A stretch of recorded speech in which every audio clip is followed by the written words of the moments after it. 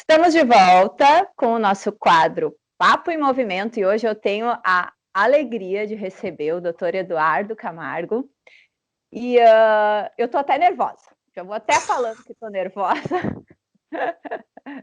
e depois no final vou contar para vocês por que eu tô nervosa. Dr. Eduardo, muito obrigado por ter aceito o convite e conta para mim o que tu tá fazendo hoje, né?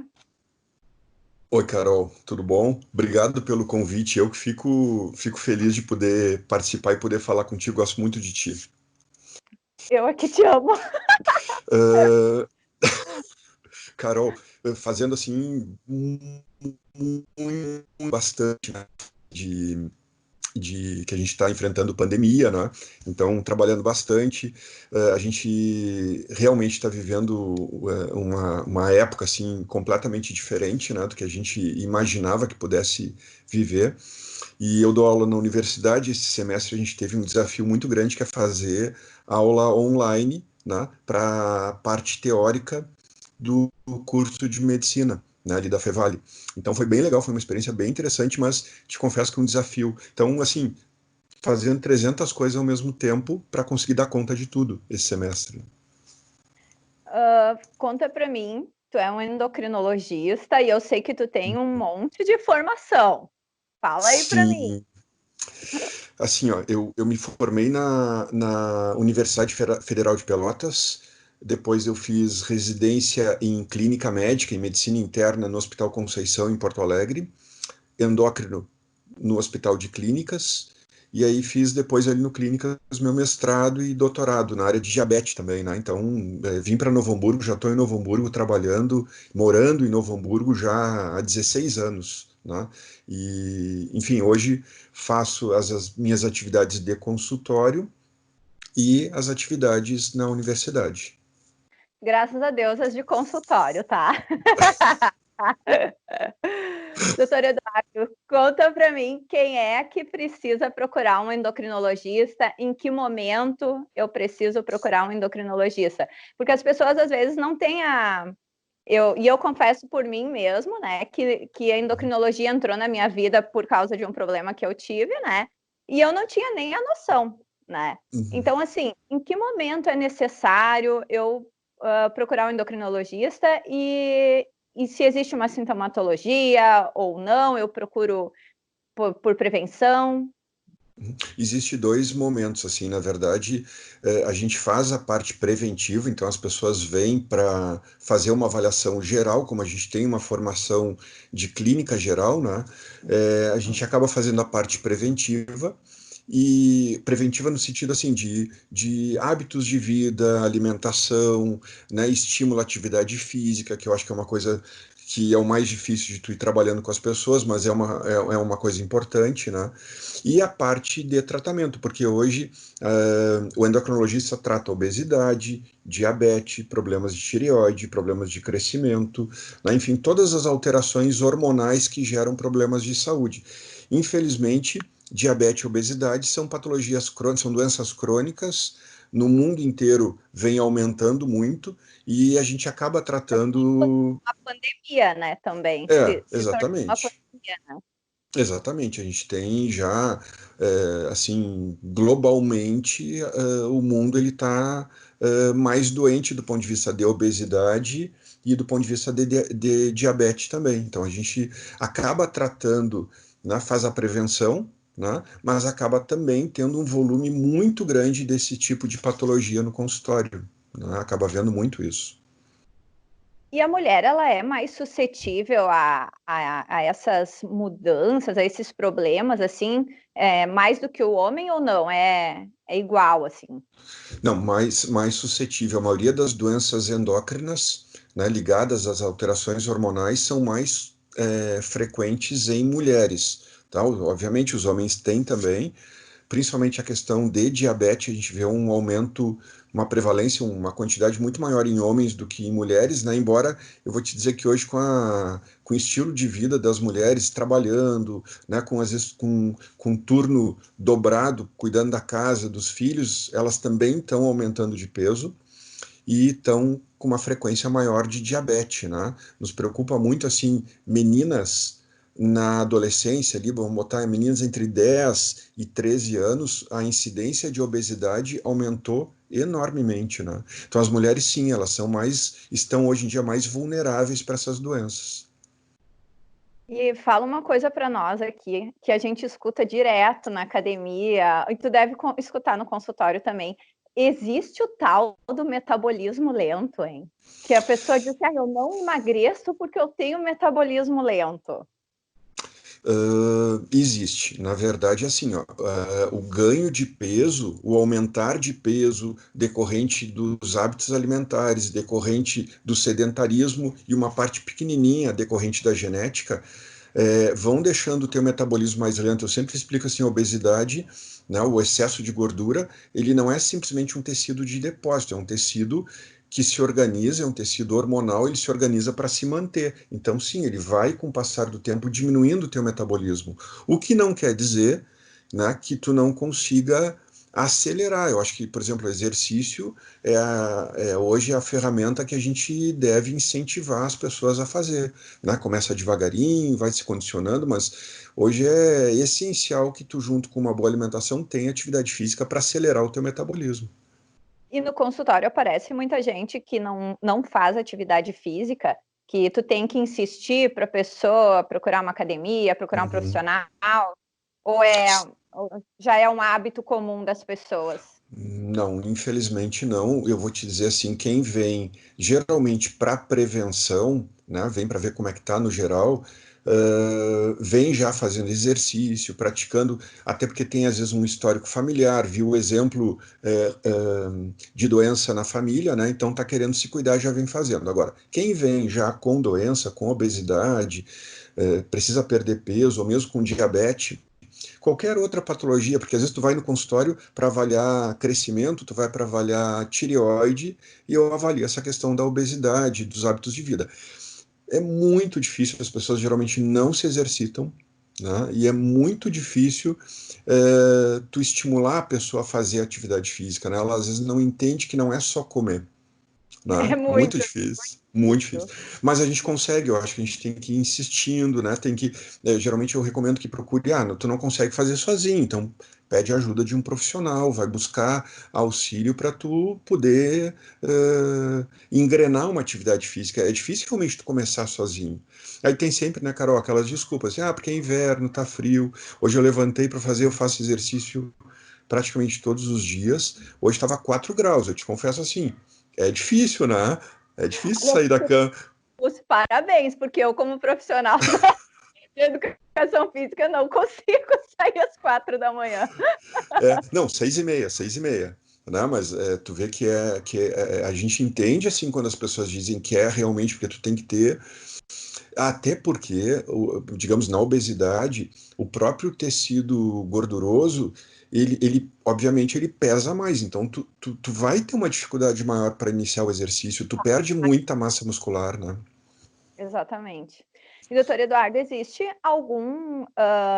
Eu não sei se é assim que é a expressão que eu gostaria de usar, Uhum. mas eu vou me fazer entender. Existe algum desregulador endócrino, de modo que algum fator externo que faça com que a gente vá parar no consultório do doutor Eduardo? Tipo, enfim. Sim, é bem interessante. A gente usa um termo que chama disruptor endócrino. Disruptor, ele vai desregular o metabolismo, ele vai desregular o sistema endócrino. Hoje se estuda muito os disruptores hormonais, porque eles estão muito presentes na nossa alimentação. Então, principalmente nos alimentos industrializados, aqueles alimentos mais processados, contém substâncias conservantes, corantes, enfim, um monte de substância química que acaba mexendo no teu eixo hormonal, todos os eixos hormonais, na verdade, né? Então, sim, muitos vêm às vezes porque estão com hábitos pela pressa, pela rotina do dia, e isso a gente tem que sempre considerar, né? As pessoas estão se alimentando com o que tem, às vezes não tem tempo, vão lá e comem o que tem. Só que isso vai ativando o teu sistema, vai desregulando o teu sistema hormonal, né? Então, os disruptores hormonais, muito com refrigerante, né? refrigerante. muito esses sucos de caixinha, né, que teoricamente as pessoas olham, é suco, né, mas não se dão por conta que tem uma quantidade enorme ali de corante, de açúcar, E o e esses frango? para mim são os principais. E o frango? O frango esse que eles usam os melhoramentos de performance e tal, também tem uma influência na gente? Tem alguns estudos que dizem que sim, que as carnes, no geral, pelo estímulo de alimentação do cativeiro, elas poderiam. Alguns dizem, usa hormônio, né? A gente não sabe direito como é que funciona. Provavelmente sim, né? Mas o efeito disso, na prática, fica sempre abaixo quando a gente compara a quantidade, porque geralmente, tá, se tem frango de cativeiro, eu não vou comer. Às vezes, para tu pegar um frango caipira é muito difícil, né, para te alimentar. Então, tu não vai comer nada hoje em dia, né, porque tudo É, é industrializado, né, nessa parte. Mas a adição do componente é que faz mal. Por exemplo, se eu pegar uma carne de gado e eu adiciono, depois dela cortada, eu adiciono corante para dar mais cor, para deixar ela mais atrativa na hora que eu for comprar. Então, isso talvez faça mais mal do que propriamente a alimentação que aquele boi recebeu. Então, para tudo hoje, o ideal é tu comer quantidades controladas, não exagerar, porque na prática o que causa o grande problema é o excesso, é tu comer demais, né? sim. E uma coisa que agora até deu uma parada, nem escutei mais, mas eu acho que até foi em função de pandemias e coisa. Mas sobre modulação hormonal. Uhum. A modulação hormonal eu vou te dizer assim, ainda continua, tá? É uma forma de tentar vender um produto, sendo bem direto assim, né? Quem prescreve modulação hormonal, na verdade, quer vender um produto, quer vender uma propaganda de anti-envelhecimento, de saúde, de equilíbrio hormonal, né? Quando na verdade isso não existe. As modulações hormonais elas são baseadas em muita reposição de hormônio, né? Muita, muita. Então a gente vê muito. O endocrinologista acaba vendo no consultório os efeitos colaterais dessas modulações hormonais, porque hoje talvez seja a principal causa de uso de testosterona em mulheres, né, dando efeitos colaterais assim muito importantes que variam desde hepatite, nódulos hepáticos, até sangramentos, virilização, masculinização, né? Então, assim, eu não recomendo, não acho uma prática ética.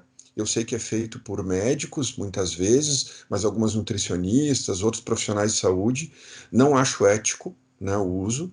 E a gente acaba vendo mais os problemas, né? Depois, para tu tirar a testosterona da pessoa, leva meses, né? Nos homens, a gente vê, às vezes, homens de 20 e poucos anos usando testosterona para prevenir envelhecimento e ficando dependente, ficam inférteis, completamente dependentes da testosterona. Ah, não, mas é bioidêntica.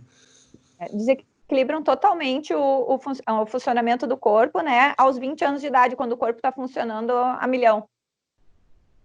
A milhão, né? E outro grupo assim que está muito suscetível a esse tipo de uso é o homem na faixa dos 50 que quer melhorar suas performances, que, né, hoje o homem também busca um envelhecimento de qualidade. Mas aí o que acaba acontecendo? Ficam dependente do uso da testosterona, porque quando eu não tenho problema de testosterona e eu uso, eu paro de produzir.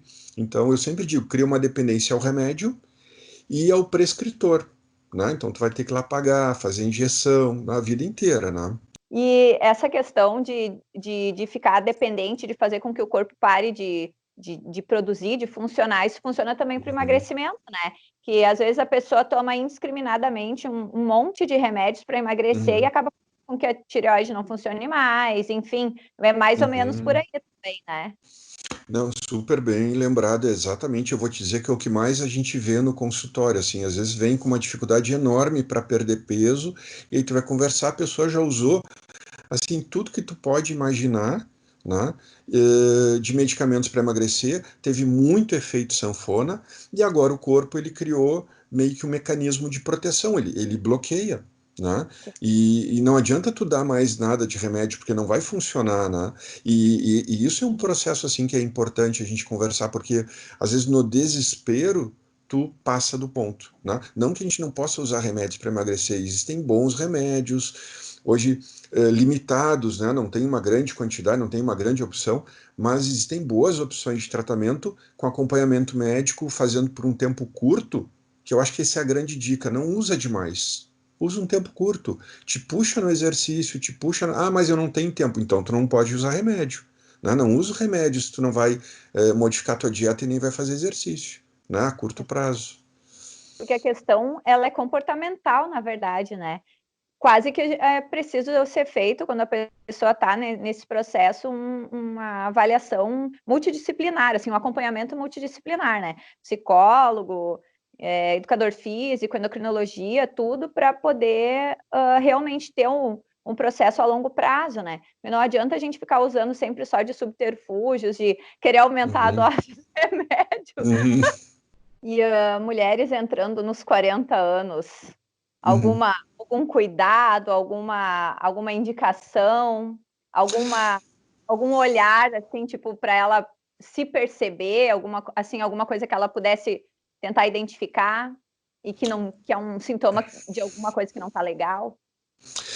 Dos 35 anos em diante, o metabolismo, tanto de homens quanto de mulheres, ele vai diminuir. Tá? Ele dá uma reduzida, talvez seja uma estratégia de defesa do nosso organismo para nos, digamos, proteger de doenças, né? Então ele acumula um pouquinho mais. E se acentua muito para a mulher perto dos 40, 45, e vai se acentuar bastante no período ali de climatério, no período de perto da menopausa. Então eu acho que aí é aquela coisa que é chovendo molhado, né? O ideal, se eu não fiz exercício físico, né, que eu comece a me exercitar, porque aí eu ensino para o meu organismo que ele não precisa poupar, né, que ele não precisa reter gordura, né?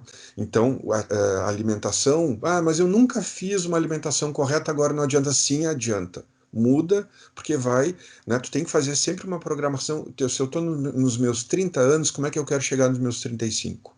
Eu tenho que me programar. Não muda rápido, mas vai mudar. Então, para mulheres nessa idade, de novo, não é porque eu estou falando contigo que tu é profissional da área de educação física, mas é o que a gente explica no consultório, olha, te exercita, te movimenta, faz musculação, mantém massa muscular, né, que é uma coisa difícil, a gente vai perdendo muito dos 35 anos em diante. Ah, porque tem que ficar 4 horas na academia? Não. Vai 1 hora, 3 vezes por semana, aí conversa com o teu educador físico, vê o que é o mais adequado para ti, mas te exercita. Doutor Eduardo, muito, muito obrigado pela participação no programa. Eu sempre peço para o convidado dar uma dica, né? E eu já pedi para tu dar todas as dicas, e hoje eu vou fazer diferente. Eu vou dar a dica para a galera. Uhum. Eu vou dizer, gente, procurem o doutor Eduardo. Eu sou prova viva, prova cabal, de que ele consegue colocar os casos mais difíceis na linha. Eu cheguei para o doutor Eduardo num momento assim que eu estava muito mal mesmo. Eu tenho um Uhum. problema na tireoide e hoje eu espero assim que ele trabalhe eternamente, porque quem me coloca na linha é ele. E além de tudo, né? Isso eu nunca te falei, mas vou te falar agora assim ao vivo, né, Uhum. para a galera. Uhum. Além de ser um médico excelente, é um ser humano incrível, assim, ó.